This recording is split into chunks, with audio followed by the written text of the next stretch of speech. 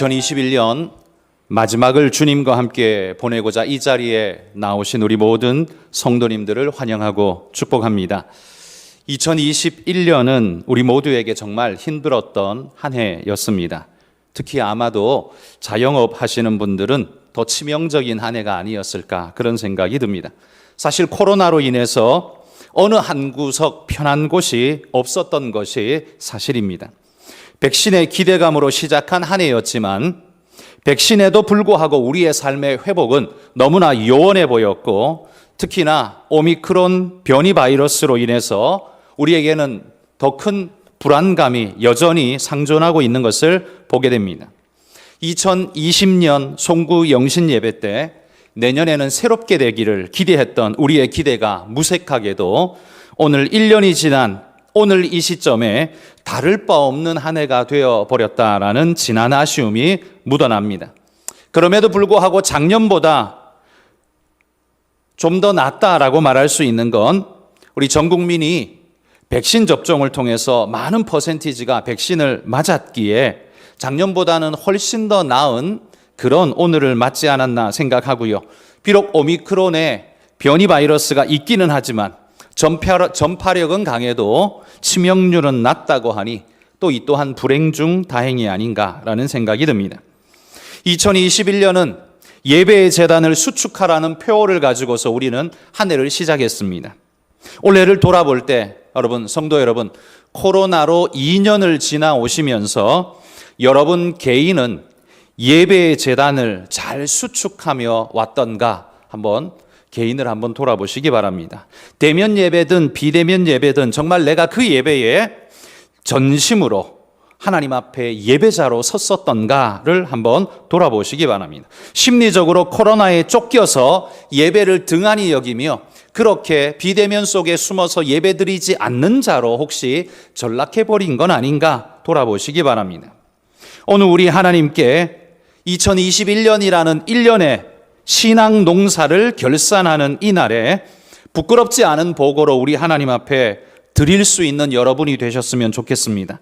그리고 내년 1년은 신앙 농사를 다시 시작하는 이 시점에서 새로운 각오와 결단으로 더 나은 내년이 되실 수 있기를 주의 이름으로 축복합니다. 오늘은 야곱의 인생을 우리가 정리해 보면서 베델의 재단을 살펴보며 인생 정리 예행 연습을 한번 해볼 수 있기를 바랍니다. 야곱의 인생을 돌아보며 저는 야곱의 인생은 한마디로 투쟁의 역사였다 이렇게 정의할 수 있을 것 같습니다. 하나님을 알지만 하나님을 주머니 속에 넣어놓고 마치 자기 힘으로 일생을 투쟁하며 살아간 투쟁의 역사가 야곱의 인생 아닌가 저는 그렇게 정의되어집니다. 하나님은 야곱 인생에서 마치 보조자인 것처럼 보였던 시간이 대부분이었습니다. 그의 투쟁의 인생은 네 가지로 정리할 수 있는데요. 첫 번째는 장자권의 투쟁이었습니다.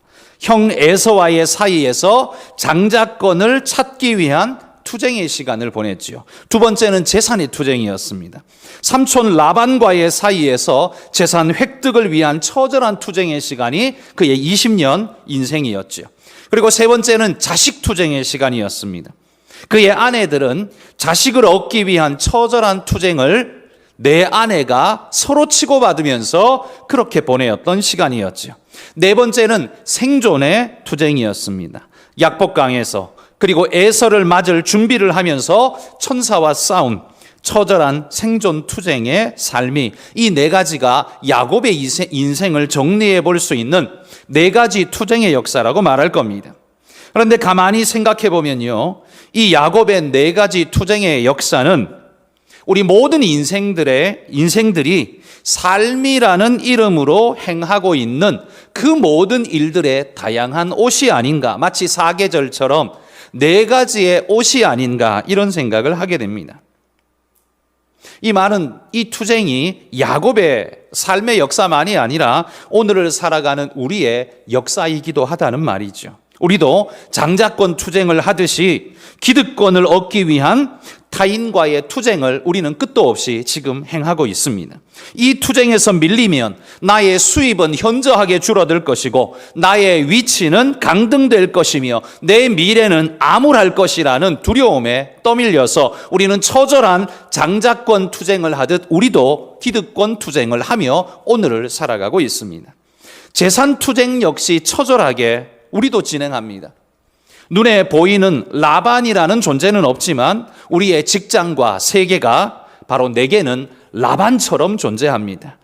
교활하고 강력하고 강온 양면에서 능수능란하고 감당하기 힘든 대저, 그것이 세상이라는 이름으로 내 앞에 서 있습니다. 자식 투쟁, 이것은 자식 숫자를 늘리는 문제가 아니라 우리는 더 높은 수준의 자식을 만들기 위한 투쟁을 끝도 없이 하며 살아갑니다. 아이의 행복을 위한다라는 명목은 있지만 정작 아이의 오늘을 희생하면서까지 더 나은 인간이 되라고, 사실 엄밀히 말하면 더 나은 인간이 되라기보다는 더 잘 살고 센 인간이 되라고 우리는 자식 투쟁을 그렇게도 처절하게 오늘 하면서 살아가고 있습니다. 생존 투쟁은 또 어떻습니까?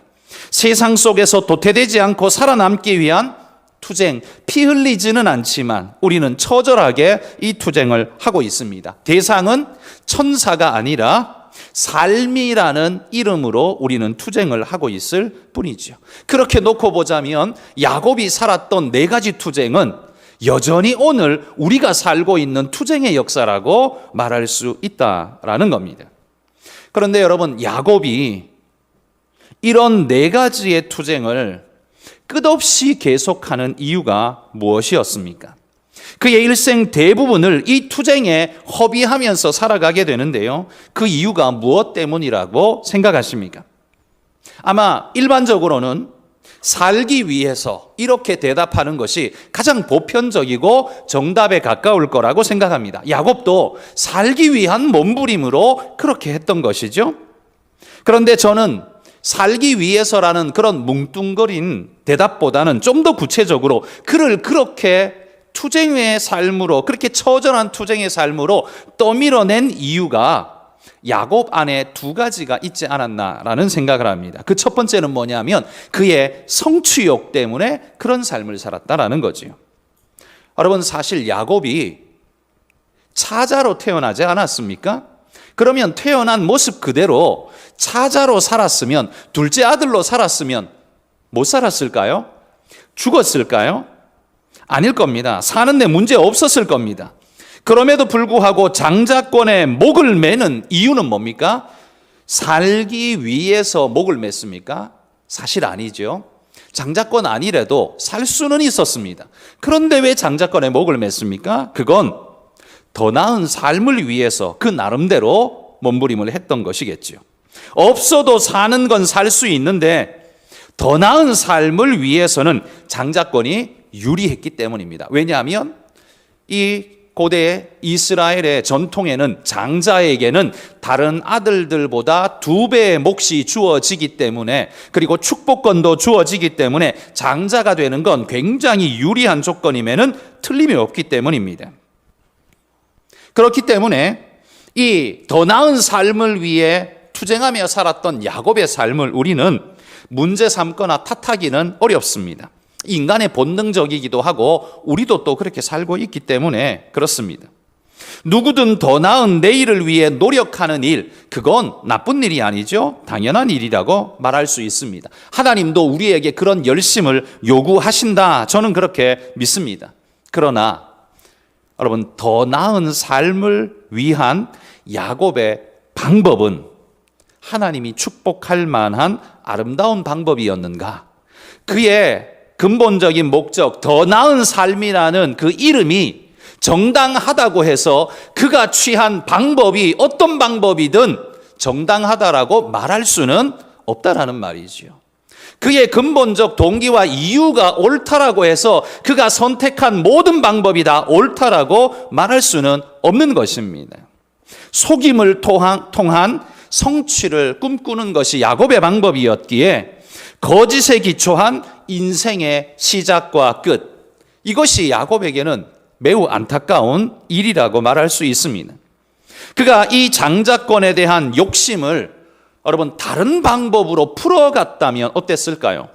우리가 아는 이런 형을 속이고 부모를 속이고 갖은 방법을, 악한 방법을 다 동원하는 그런 교활한 야곱이 아니라 좀 더 부드럽고 좀 더 선한 다른 방법으로 풀어갔다면, 그랬다면 그의 인생의 색깔이 전혀 달라질 수 있지 않았을까요? 저는 야곱을 보면서 그런 안타까움을 한편에 갖습니다. 수단과 방법을 가리지 않는 인생자 야곱이 아니라 정당한 방법을 통해 인생을 만들어가는 아름다운 야곱이 되지 않았을까? 저는 그런 생각, 안타까움을 갖는다는 말이죠. 그런데 여러분, 우리도 올 한 해를 어떻게 살았습니까? 이런 성취욕이, 야곱이 가지고 있었던 이 성취욕이 나를 한없이 부추기지 않던가요? 그리고 그것 때문에 나는 어쩔 수 없어 라는 말로 나 스스로를 속이고 하나님을 속이고 눈을 가리면서 자기 합리화를 계속 되풀이하면서 야곱의 길로 우리 인생길 걸어가지 않았습니까? 하나님을 알기는 알고 믿기는 믿는데 하나님을 내 주머니 속에 집어넣고 닫아놓고 봉해놓고 그렇게 살아오지 않았습니까? 예배는 드리기는 드리는데 내 정신은 도망가 있는 상태로 여러분 그렇게 예배 드리지는 않으셨습니까? 여러분, 우리는 그러면 왜 그렇게 살았을까요? 우리는 왜 그렇게 한 해를 살아왔을까요? 아마 우리의 대답도 똑같을 겁니다. 살기 위해서. 그러나 여러분, 이렇게 질문을 또 해볼 수 있겠죠. 야곱에게 했던 질문처럼 우리에게도 질문할 수 있을 겁니다. 그러면 그렇게 살지 않았으면 살지 못했을까? 이렇게 묻는다면 우리는 결단코 거기에 예스라고 답하지는 못할 것입니다. 다른 모습으로 살았을 것입니다. 그렇다면 우리가 우리의 답으로 내던진 살기 위해서라는 답은 사실 정답은 아니라는 말이죠. 살기 위해서라기보다는 더 잘 살기 위해서라고 말하는 게 사실 솔직한 우리의 답이어야 할 겁니다. 그런데 그 좀 더 잘 살기 위해서 나를 떠밀어내는 동력이 하나님의 선하신 목적과 방향과 방법이 아니라 우리의 성취욕에 사로잡혀 하나님을 주머니 속에 집어넣고 내 방식과 내 생각대로만 달려왔다면, 그렇다면 야곱의 인생과 우리의 인생이 다를 바가 하나도 없는 안타까운 인생이 아니었나 돌아보자라는 말입니다. 야곱의 인생 투쟁 이유의 또 한 가지는요, 첫 번째가 성취욕이었다면 두 번째는 불안감 때문에 그렇게 살았습니다. 불안하기 때문에 뭔가를 해야 한다는 강박관념이 우리를 늘 몰아세웁니다. 장자의 축복을 받지 못하면 내 미래가 암담해진다는 불안감이 야곱을 한번 뒤덮어버린 이후로는 야곱이 그 불안감에서 헤어나올 수가 없었습니다. 어떤 수단과 방법을 가리지 않더라도 장자권을 획득하기 전까지는 이 불안감이 해소되지 않는다는 말이죠. 그래서 수단과 방법을 가리지 않고 장자권을 획득하는 데 전념할 수밖에 없었다는 겁니다. 여러분, 오늘 우리 시대 사람들이 무리수를 두게 되는 이유가 뭡니까? 우리가 뉴스를 볼 때마다 저 사람 왜 저렇게 살아? 라고 말하는 그 사람들은 왜 그렇게 살았을까요? 그들도 불안감에 떠밀려서 그렇게 살지 않았을까요? 여러분, 이 불안감이라는 감정은요, 믿음의 반대 감정입니다. 불안하다는 것은 안전하지 못하다는 느낌이고, 그건 믿고 맡길 수 있는 것이 없다라는 감정의 상태, 그게 불안 아닙니까? 우리는 환경에 우리를 맡기는 것이 아니라 하나님께 우리와 우리의 미래를 맡기는 자들, 그래서 우리를 그리스도인이라고 부르는데, 그건 우리가 우리 삶을 게으르게 살기 때문에 하나님께 맡기는 게 절대 아닙니다. 내 삶을 포기했기 때문에 그렇게 맡기는 게 아닙니다. 하나님께 맡겼기 때문에 나는 아무것도 안 해도 된다 여러분, 이건 그리스도인이 절대 아닙니다. 이건 틀린 생각이고 절대로 성경적 생각이 아닙니다. 오히려 하나님께 내 미래를 맡겼기 때문에 내가 불안과 두려움에 사로잡혀서 포로되어 끌려가는 것이 아니라 주님께 맡겼기 때문에 오히려 자유한 모습으로 힘써 나갈 수 있는 동력이 우리에게 존재한다.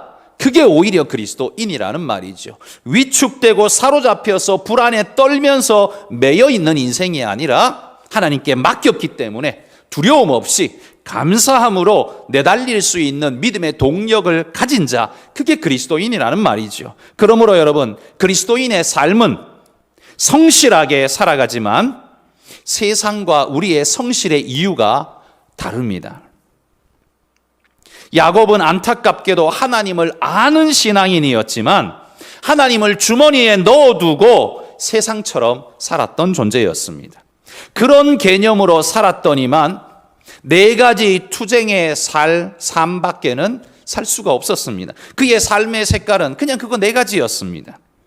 그게 쓸모없는 일이다라고 말할 수는 없지만 그게 그리스도인으로서 아름다운 색깔은 아니다라고 말할 수 있는 겁니다.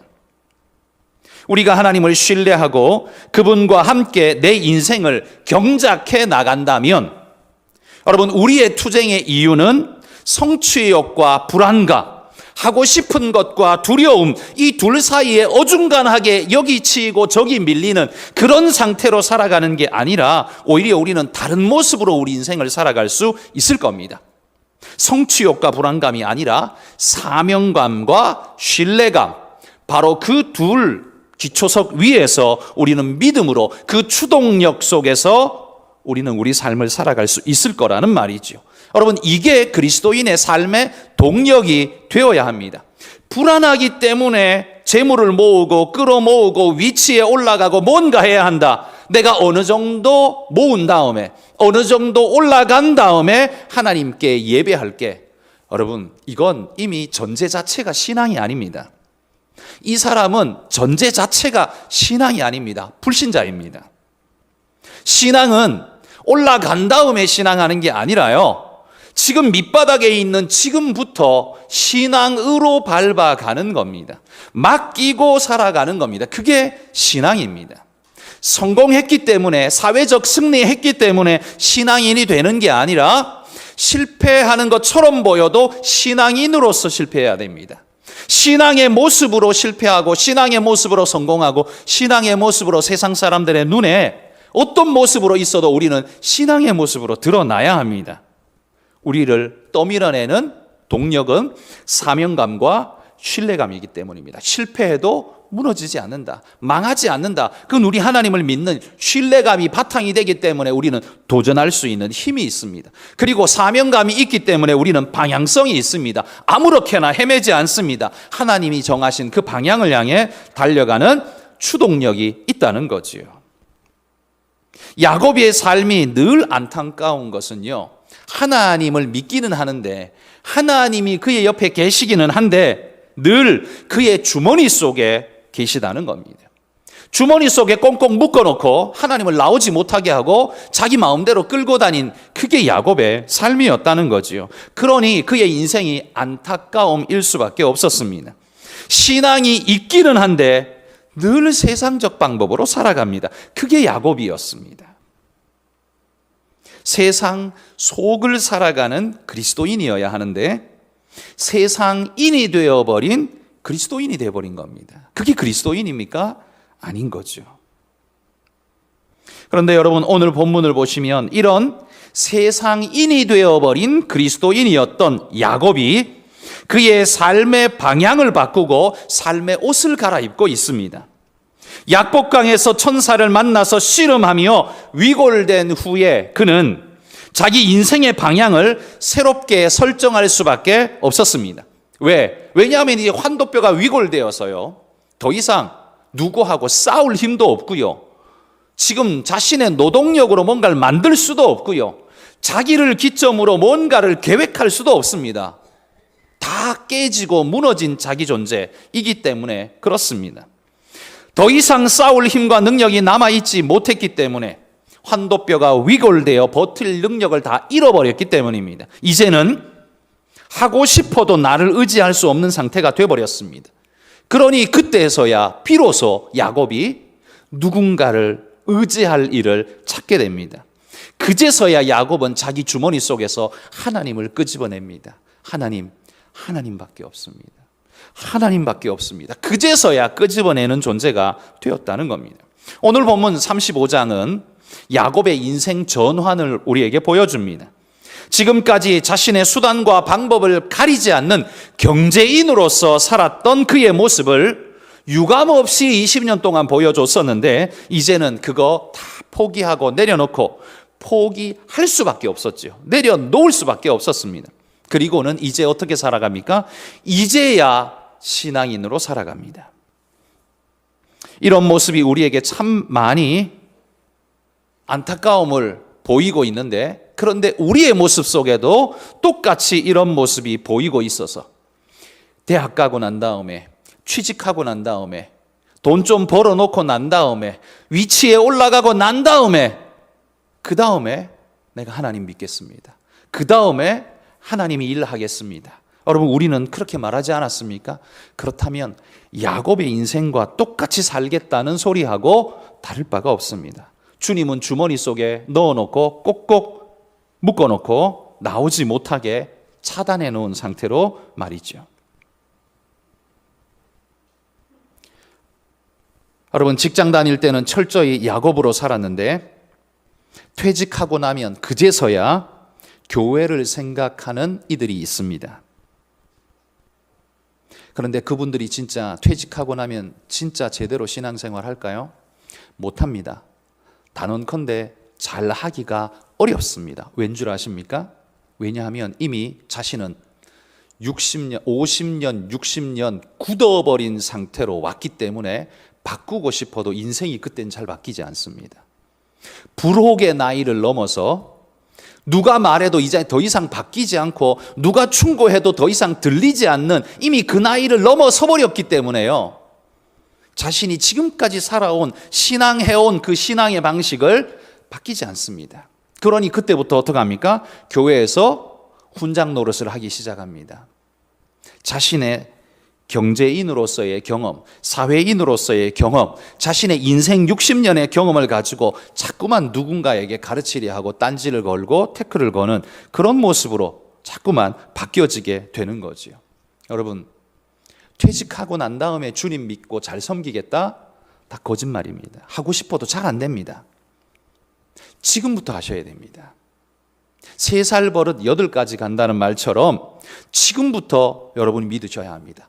20대, 30대, 40대이신 여러분 신앙생활 어떻게 하고 있습니까? 그 모습 그대로 70대, 80대에도 똑같으실 겁니다. 잘 바뀌지 않을 겁니다. 인생이 그렇습니다. 잘 바뀌는 게 아닙니다. 그럼 어떻게 해야 될까요? 조금이라도 더 유연한 지금 바꾸셔야 됩니다. 지금 바꾸셔야 돼요. 20대십니까? 40대이십니까? 나중에, 아니요. 지금 바꾸지 않으면 나중에 안 바뀝니다. 안 바뀌면 하나님이 어떻게 하시겠습니까? 여러분의 환도뼈를 꺾어 놓고서라도 하나님이 뭔가를 하실 겁니다. 그렇게 하시기를 원하십니까? 그게 아니라 지금부터 바꾸어서 새 옷을 갈아입고 주님 앞에 믿음으로 나아가는 분들이 되시기를 소망합니다. 여러분, 경제인으로서의 그의 일생, 야곱의 일생이 만들어내고 낳은 것이 무엇입니까? 결론이 뭡니까? 재산 거의 대부분은요, 형 에서한테 조공으로 다 바쳤고 그의 가능성은 환도뼈 위골과 함께 다 끝장이 나버렸고 그제서야 생각해 봅니다. 내게 남은 것이 뭔가? 나는 도대체 뭘 위해서 이렇게 살아왔고 아등바등 했던가? 그제서야 그 생각을 하는 겁니다. 그러면서 그제서야 그의 주머니 속에 들어있는 하나님 기억하고 그제서야 꺼내기 시작하는 게 그게 야곱이었다는 말이죠. 오늘 본문 1절에 보시면 이 1절을 다른 말로 바꾸면 이렇게 바꿀 수 있을 것 같습니다. 하나님의 음성으로 바꾸자면 이런 거예요. 야곱아, 너 해볼 거 다 해봤냐? 그렇게 살아온 네 인생이 만족스러우냐? 괜찮으냐? 이제 하나님께로 돌아오너라. 그 길 아니다. 거기 아니다. 돌아오너라. 이게 35장 1절의 말씀이라는 말입니다. 야곱은 베델의 제단에서 이제 자신의 삶을 새 옷으로 갈아입기로 결심합니다. 남은 그의 삶을 새롭게 살아갈 각오를 그가 했다는 말이죠. 그리고 2절과 4절에 보시면 의복을 갈아입고 신상을 버리고 땅에 묻어버립니다. 여러분, 이 신상은 그냥 신상 정도가 아니라요, 그 시대에는 고가에 팔 수 있는 재산 가치가 있는 어떤 것입니다. 그러니 여러분, 그걸 땅에 묻는다는 게 쉽겠습니까? 그게 쉽겠습니까?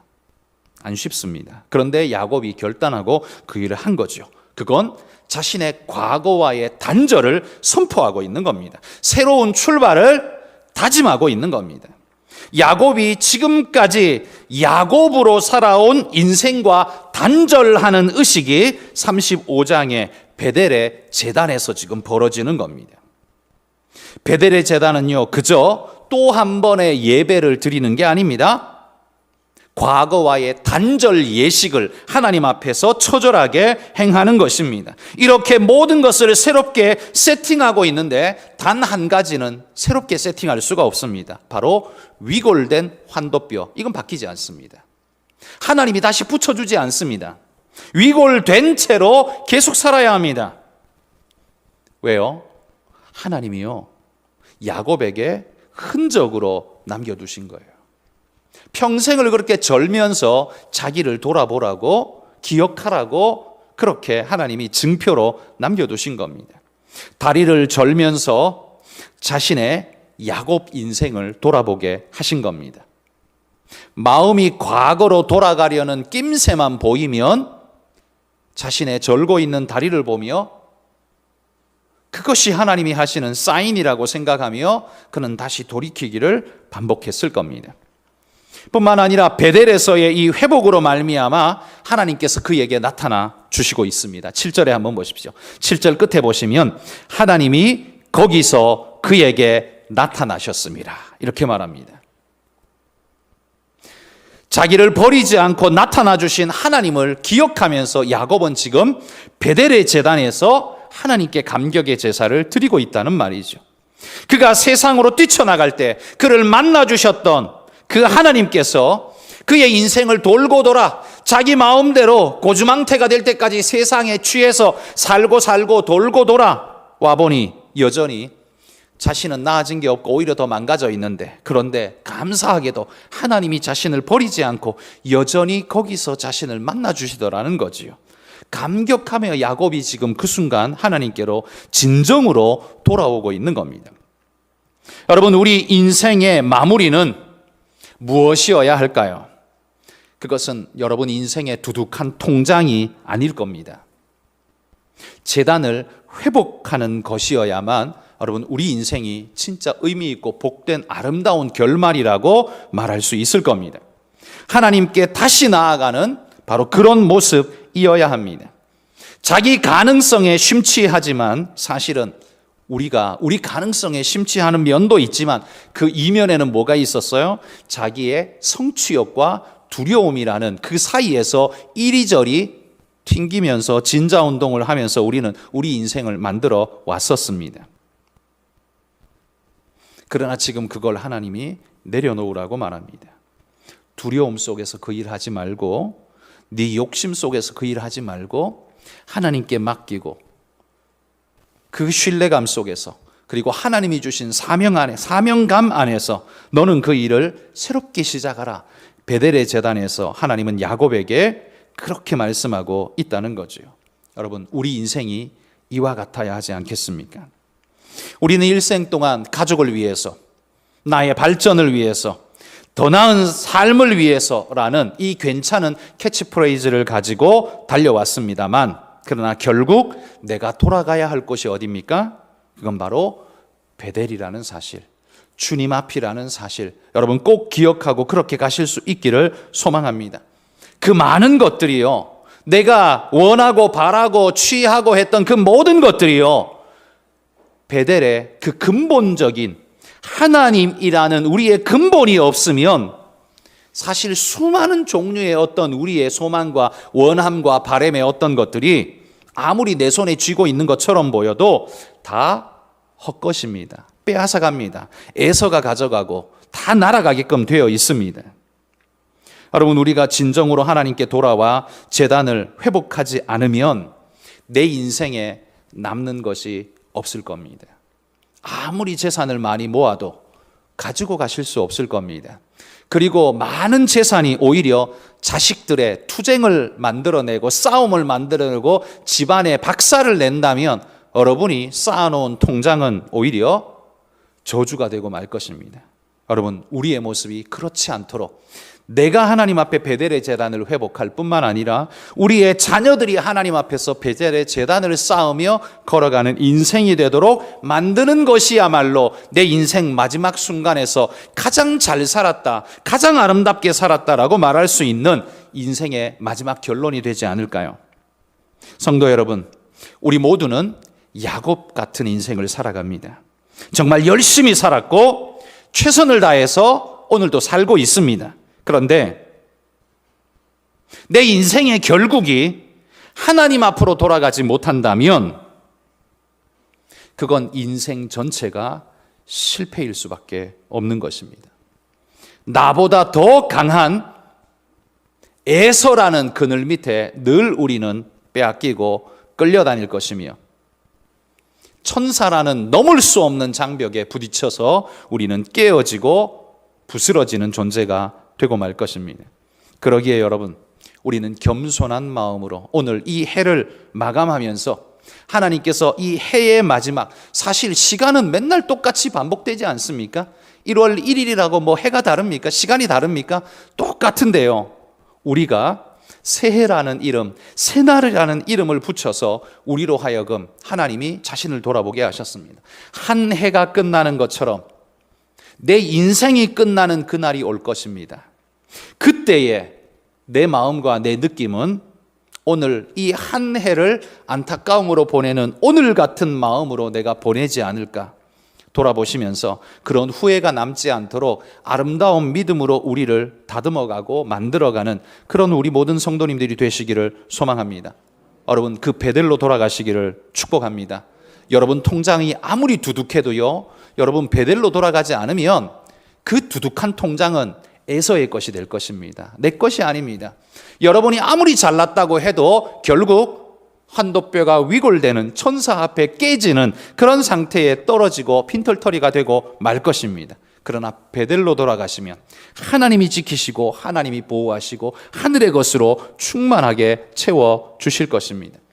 베델의 제단에 설 때 야곱은 그제서야 인생의 안정감을 찾게 됩니다. 그때부터 야곱은 야곱이 아니라 이스라엘의 삶을 살아가게 됩니다. 그때부터 야곱은 경제인이 아니라 신앙인의 삶을 살아가게 됩니다. 야곱이 처음부터 이런 모습으로 살았더라면 어땠을까요? 너무 멋지지 않았을까요? 너무 아름다운 삶의 열매가 맺히지 않았을까요? 그런데 야곱은 위골되고 난 다음에야, 에서에게 모든 것 다 뺏기고 난 다음에야, 그 다음에야 깨닫게 됩니다. 여러분, 이게 인생의 우매함 아닙니까? 우리도 다 뺏기고 난 다음에야 그제서야 깨닫고, 다 깨지고 무너지고 난 다음에야 그제서야 깨닫는 게 우리 인생입니다. 여러분, 회복 불가능한 순간까지 몰려가서 그때 가서 깨닫지 마시고요, 오늘 깨닫고 하나님이 오늘 인생의 마디를 주셨는데 이 한 고비를 넘어가는 오늘 이 시간, 오늘 이 시간에 내 인생의 마지막을 한번 되돌아보면서 하나님 앞에서 우리 인생을 정리하시기를 소망합니다. 여러분, 우리의 정체성은 경제인이 아닙니다. 우리는 경제 생활을 하는 사람일 뿐 경제인이 우리의 정체성은 아닙니다. 우리의 정체성은 신앙인이어야 합니다. 그런데 신앙인이 여러분의 정체성이 되지 않고 신앙을 잡아먹는 경제인이 여러분의 정체성으로 자리 잡게 된다면 여러분은 에서에게 쫓기고 천사에게 얻어맞는 야곱의 인생길을 갈 수밖에 없을 겁니다. 여러분, 오늘 이 시간 신앙인으로 회복되시기를 축복합니다.